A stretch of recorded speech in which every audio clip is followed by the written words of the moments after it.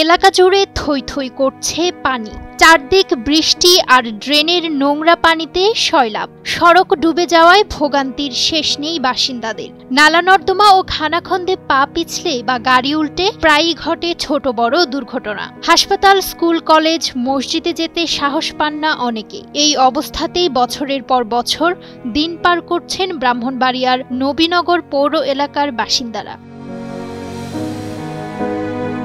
1999 সালের 12 সেপ্টেম্বর নবীনগরকে পৌরসভা করা হয়। বর্তমানে যেখানে বাসিন্দা রয়েছেন ৬৮,২১৯ জন, দিচ্ছেন পৌর কর। তবে প্রতিষ্ঠার ২৬ বছর পরেও পৌরসভার ড্রেনেজ ব্যবস্থায় নেই পরিবর্তন। বেহাল দশা সড়কগুলোর। রাস্তাটা চলাফেরা করতে পারে না, সব সময় মনে করেন আডুর উপর পানি থাকে। ওখানে ভাই এই রাস্তাটা তো আমরা যাইতে পারি না, আমরা ঘুরা 2 মাইল টাপাতে গিয়া ঘুরা তেমন লাগে। আমরা স্টুডেন্ট মানুষ, আমাদের যাতায়াতের কষ্ট হয়, আমরা স্কুলে যাই, প্রাইভেটে যাই, আমাদের অনেক কষ্ট হয়।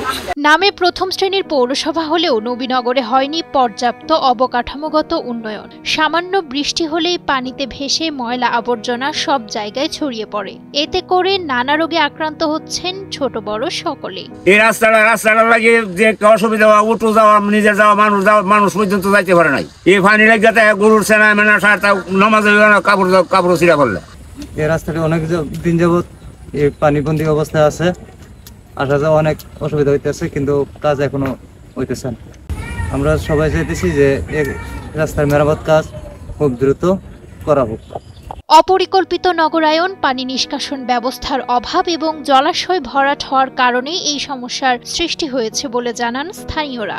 এদিকে রাস্তাটা তো আপনার বেশি খারাপ, এখানে মানুষের চলাচল করতে পারতেছে না, মানুষের একটা গাড়ি নিয়ে যাইতে পারতেছে না। আপনার এই সাইডে একটু করতে গেলে আপনার গাড়ি অ্যাক্সিডেন্ট হয় বেশিরভাগ এই জায়গাটা। এখন কোনো মতে আমার গাড়িটা মনে করেন বাসায় আনছি, এরপর চিন্তা মনে করেন ৪-৫ লাগতে পারে। এখন দ্রুত সময়ের মধ্যে ড্রেনেজ ব্যবস্থা ও রাস্তা সংস্কারের আশ্বাস দেন উপজেলা নির্বাহী কর্মকর্তা। এই বিষয়টি ওখানে আমরা ড্রেন করার জন্য আমরা যথাযথ কর্তৃপক্ষ বরাবর আমরা প্রস্তাব প্রেরণ করেছি। এখানে ৬৫ থেকে ৭০ লাখ টাকার একটা প্রকল্প আমাদেরকে বাস্তবায়ন করতে হবে। তো এটা নিয়ে আমরা কাজ করছি। আমরা এই বরাদ্দটা পেলে অতি দ্রুত আমরা ড্রেন নির্মাণ করব, তাহলে জলাবদ্ধতা নিরসন হবে। আর পশ্চিম পাড়ার যে কথাটা বললেন, সেটা কিন্তু ইতিমধ্যে আমরা একটা প্রকল্প দিয়েছি এবং এটা নোয়াও দেওয়া হয়েছে, যে কন্ট্রাক্টরকে ওয়ার্ক অর্ডার দেওয়া হয়েছে। তো উনি এটা রেইনি সিজন জন্য কাজটা শুরু করতে পারছেন না। কাজটা দ্রুতই সম্পন্ন হলে আমার মনে হয় যে যারা জলাবদ্ধতায় কষ্ট করছেন এরা নিষ্কৃতি পাবে। শুধু আশ্বাস নয়, এবার সমস্যা সমাধানে দৃশ্যমান উন্নয়ন দেখতে চান ভুক্তভোগীরা। নুসরাত শোভা, সময়ের আলো।